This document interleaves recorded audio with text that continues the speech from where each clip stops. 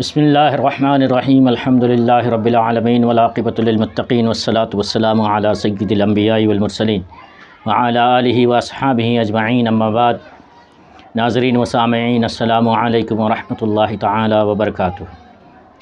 فوائد الفواد ملفوظات و تعلیمات سلطان المشائخ نظام الدین اولیاء محبوب الہی سے دوسری جلد سے 7ویں مجلس پڑھنے کی سعادت حاصل کریں گے۔ حضرت خواجہ امیر حسن اعلیٰ سجزی رحمۃ اللہ تعالی علیہ فوائد الفواد کی دوسری جلد 7ویں مجلس میں فرماتے ہیں، اسی سال ہفتے کے دن ماہ سفر اللہ اسے خیر و کامیابی کے ساتھ ختم کرائے کہ 5ویں تاریخ کو قدم بوسی کی دولت میسر آئی۔ اصحاب ولایت کی نقل پذیری کا ذکر آیا۔ اصحاب ولایت کی نقل پذیری یعنی ایک مقام سے دوسرے مقام کو جانا، اس کا ذکر نکلا کہ بعض اڑنے پر بھی قدرت رکھتے ہیں۔ بعض اصحاب ولایت اولیاء اللہ ایسے بھی ہوتے ہیں جن کو اللہ تبارک و تعالیٰ اڑنے کی بھی طاقت عطا کرتا ہے۔ اس سلسلے میں قصہ سنایا کہ بدایوں میں ایک ذاکر تھے۔ بدایوں میں ایک ذاکر تھے، ان کا ممبر ایک دیوار سے لگا ہوا تھا اور اس دیوار میں ممبر سے کم و بیش قد آدم کی بلندی پر بہت سے طاق تھے۔ ذاکر صاحب کا جو ممبر تھا، ممبر کی دیوار سے ایک آدمی کے ہائٹ کے مطابق جو ہے اس پر طاق محراب بنے ہوئے تھے۔ یہ طاق اس طرح ٹیڑھے میڑھے تھے کہ کوئی ان پر بیٹھ نہیں سکتا تھا، اتنے ٹیڑھے میڑھے تھے کہ بیٹھ نہیں سکتا تھا۔ ان ذاکر پرواز کے دوران ایک کیفیت طاری ہوتی کہ اس کیفیت میں وہ جست کرتے اور ان طاقوں پر جا بیٹھتے، یعنی واز جب کرتے، واز شروع کرتے تو ان پر ایک ایسی کیفیت طاری ہوتی کہ وہ کود جاتے اور اوپر جا کر ان طاقوں پہ بیٹھ جاتے۔ اور اس سلسلے میں یہ حکایت بیان فرمائی کہ ایک دفعہ کوئی جوگی اوچھ میں آیا اور بطور چیلنج شیخ صفی الدین گازرونی کے پاس آ کر بحث کرنے لگا۔ شیخ صفی الدین گازرونی کے پاس آ کر بحث کرنے لگا۔ شیخ سے بولا کہ آؤ اڑ کر دکھائیں۔ شیخ سے بولا، چیلنج کرنے لگا کہ آؤ اڑ کر دکھائیں۔ شیخ نے جواب دیا کہ دعوے دار تم ہو، تم ہی اڑ کر دکھاؤ، اڑ کے دکھاؤ۔ جوگی زمین سے ہوا میں معلق ہو گیا، یہاں تک کہ اس کا سر چھت سے جا لگا۔ جوگی کیا کیا؟ اڑا یہاں تک کہ اس کا سر چھت پہ لگ گیا۔ پھر اسی طرح سیدھے نیچے اتر آیا، جیسا گیا تھا ویسا واپس آ گیا۔ پھر شیخ سے کہنے لگا کہ تم بھی اڑ کر دکھاؤ۔ شیخ صفی الدین گازرونی نے آسمان کی طرف رخ کر کے کہا، آسمان کی طرف رخ کر کے شیخ صفی الدین گازرونی نے کہا کہ خداوند، تو نے غیروں کو اڑنے کی یہ صلاحیت عطا کی ہے، مجھے بھی عطا فرما۔ دعا مانگی کہ تو نے غیروں کو عطا کی ہے تو مجھے بھی عطا کر۔ اس کے بعد شیخ اپنی جگہ سے اٹھے اور قبلے کی طرف اڑے۔ اس کے بعد شمال کی طرف گئے، پھر جنوب کی طرف ہو کر اپنی جگہ پر آگ بیٹھے۔ جوگی حیران رہ گیا۔ شیخ اڑے، جنوب کی طرف بھی گئے، آسمان کی طرف بھی گئے، اوپر بھی گئے، پھر نیچے اپنی جگہ پہ آ کر بیٹھ گئے تو جوگی حیران ہو گیا اور شیخ کے قدموں میں سر رکھ دیا اور بولا کہ ہم سے تو بس اتنا ہی ہو سکتا ہے، ہم سے تو بس اتنا ہی ہو سکتا ہے کہ زمین سے کسی قدر اونچے سیدھے اڑ جائیں اور اسی طرح پھر نیچے اتر آئیں، اس کے علاوہ دائیں بائیں نہیں جا سکتے، دائیں بائیں نہیں جا سکتے۔ لیکن آپ تو جس طرف چاہتے ہیں پرواز کرتے ہیں، آپ تو جس طرف چاہتے ہیں اس طرف جاتے ہیں، یہ حق ہے اور اللہ تعالیٰ کی طرف سے ہے، اور ہمارا جو کچھ ہے باطل ہے۔ شیخ اڑے، چیلنج کیا، جوگی ہار گیا اور ہار کر جو ہے اپنے باطل ہونے کا اقرار کیا اور شیخ کے حق ہونے کا اقرار کیا۔ اس طرح کی ارادی حرکت کے بارے میں حکایت بیان فرمائی۔ ایک دفعہ کوئی فلسفی خلیفہ وقت کی خدمت میں اپنی کتابیں لے کر آیا اور چاہا کہ خلیفہ کو راہ حق سے برگشتہ کر دے۔ آیا، آ کر خلیفہ کو بہکانے کی کوشش کرنے لگا، اور خلیفہ نے بھی اس کے علم سے دلچسپی دکھائی۔ فلسفی آیا اور کہنے لگا تو خلیفہ بھی اس میں دلچسپی دکھانے لگے۔ یہ خبر حضرت شیخ شہاب الدین سہروردی قدس اللہ سرہ العزیز کی خدمت میں پہنچی تو شیخ نے اس کی طرف توجہ کی۔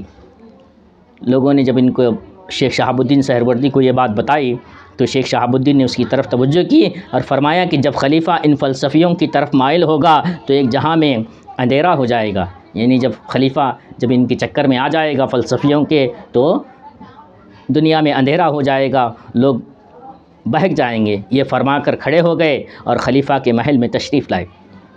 یہ فرما کر آپ خلیفہ کے محل میں چلے گئے۔ اس وقت خلیفہ نے اس بدبخت حکیم کے لیے تخلیہ کرا رکھا تھا۔ اس وقت جو ہے خلیفہ نے اس حکیم کے لیے تخلیہ یعنی خالی کروا دیا تھا۔ وہ تھا اور بادشاہ تھا اور فلسفی تھا، دونوں بات چیت کر رہے تھے اور اسی علم کی بحث میں مشغول تھے، اسی فلسفی گفتگو میں مشغول تھے۔ خبر کی گئی کہ شیخ شہاب الدین تشریف لائے ہیں۔ شیخ کو اندر بلایا گیا۔ شیخ اندر آئے تو خلیفہ اور فلسفی کو دیکھ کر پوچھا کہ تم لوگ اس وقت کیا بحث کر رہے ہو؟ شیخ شہاب الدین نے خلیفہ اور فلسفی کو دونوں سے پوچھا کہ تم کیا بحث کر رہے ہو؟ خلیفہ نے جواب دیا کہ کچھ اور بات ہو رہی تھی۔ فلسفے کی بحث کو انہوں نے چھپایا۔ شیخ نے بہت اصرار کیا کہ بتاؤ کیا بات کر رہے تھے۔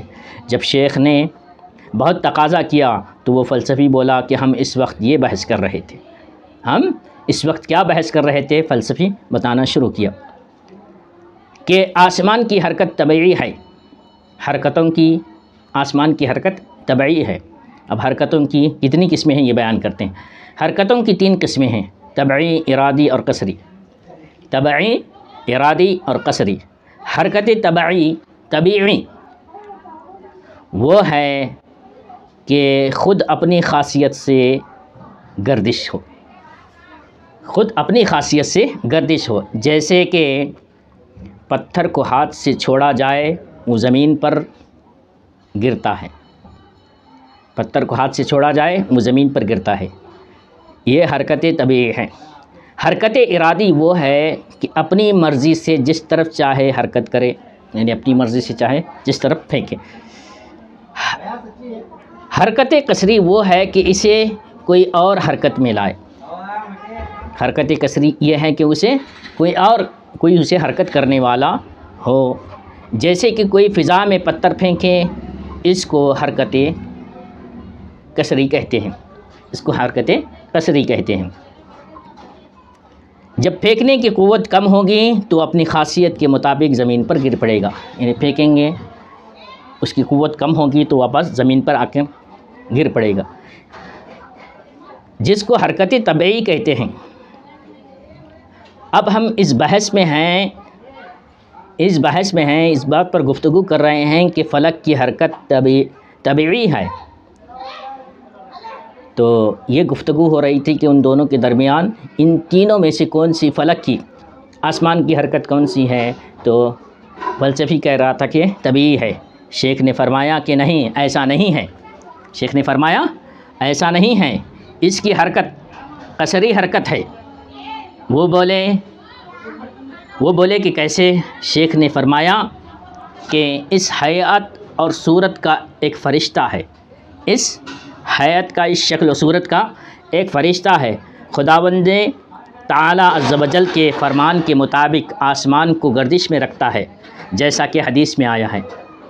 فلسفی ہنسنے لگا جب شیخ شہاب الدین سہروردی نے کہا کہ اس صورت کا، اس حیات و صورت کا ایک فرشتہ ہے اور وہ خدا کے فرمان کے مطابق خدا کے فرمان کے مطابق آسمان کو گردش میں رکھتا ہے، حرکت میں رکھتا ہے، جیسا کہ حدیث میں بھی آیا ہے۔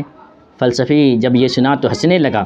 اس کے بعد شیخ خلیفہ اور حکیم کو اس کی چھت کے نیچے سے جہاں بیٹھے تھے باہر تشریف لائے اور آسمان کی طرف رخ کر کے فرمایا، شیخ نے فرمایا آسمان کی طرف رخ کر کے شیخ نے فرمایا کہ خداوند جو کچھ تو اپنے خاص بندوں کو دکھاتا ہے انہیں بھی دکھا، جو کچھ تو اپنے خاص بندوں کو دکھاتا ہے انہیں بھی دکھا۔ پھر خلیفہ اور فلسفی سے مخاطب ہو کر فرمایا کہ آسمان کی طرف دیکھو، خلیفہ اور فلسفی دونوں آسمان کی طرف سے کہا کہ آسمان کی طرف دیکھو. انہوں نے دیکھا کہ آسمان کی ان دونوں نے آسمان کی طرف دیکھا تو وہ فرشتہ نظر آ گیا جو فلک کو گردش دیتا ہے. اس وقت خلیفہ اس عقیدے سے تائب ہوا اور ایمان اور دین اسلام پر پکا ہو گیا. والحمدللہ رب العالمین. دیکھیں کس طرح خاصان خدا اولیاء اللہ شیخ شہاب الدین سہروردی نے خلیفہ وقت کے ایمان کو بچایا کہ خلیفہ فلسفی کا ارادہ کہ بھئی ہے حرکت آسمانی حرکت طبیعی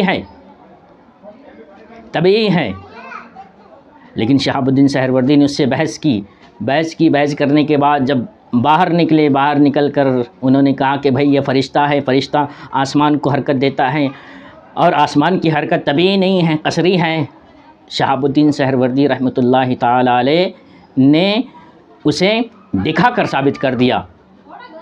آپ باہر آ کر آسمان کی طرف دیکھ کے کہہ رہے ہیں اللہ انہیں وہ دکھا تو تیرے خاص بندوں کو دکھاتا ہے. اللہ تبارک و تعالیٰ نے وہ فرشتے کو بادشاہ اور فلسفی کو دکھا دیا اور بادشاہ اس عمل سے دور ہو گیا اور تائب ہو گیا. سبحان اللہ. اولیاء اللہ کی کرامتیں. اولیاء اللہ کے پاس جو بھی مسئلہ لے کر جائیں وہ مسئلے کو پڑھاتے سمجھاتے نہیں بلکہ وہ مسئلے کو دکھا کر اس مسئلے کو حل کیا کرتے ہیں. یہ اولیاء اللہ کی خاصیت ہے، یہ خاصان خدا کی خصوصیات ہے کہ شہاب الدین سہروردی کتنی بلند پایا شخصیت تھی کہ آپ نے دکھا دیا. اور یہ آسمان کی حرکت، یہ ساری چیزیں یہ سائنسی چیزیں ہیں. فلکیات پر بحث سائنٹسٹ کرتے ہیں. ہمارے مشائخ، ہمارے اولیاء، ہمارے صوفیاء، شہاب الدین سہروردی، نظام الدین اولیاء، یہ سارے لوگ قرآن کے عالم دین کے ساتھ ساتھ اللہ تبارک و تعالیٰ نے انہیں مختلف فنون پر مہارت عطا کی تھی. اس کتاب میں طبعیات سائنس بھی موجود ہے. فوائد الفواد اتنی بہترین، اتنی عظمت والی کتاب ہے. بہت ہی بہترین فلسفیانہ علمی گفتگو آج کی اس مجلس میں رہی. ہم دعا کرتے ہیں کہ اللہ تبارک و تعالیٰ ہمیں دین پر استقامت عطا کرے اور ہمیں ملفوظات کو سمجھنے سمجھانے کی اللہ تبارک و تعالیٰ توفیق عطا فرمائے. یہ ہماری 7ویں مجلس، دوسری جلد سے 7ویں مجلس ختم ہوتی ہے. وآخر دعوانا ان الحمدللہ رب العالمین.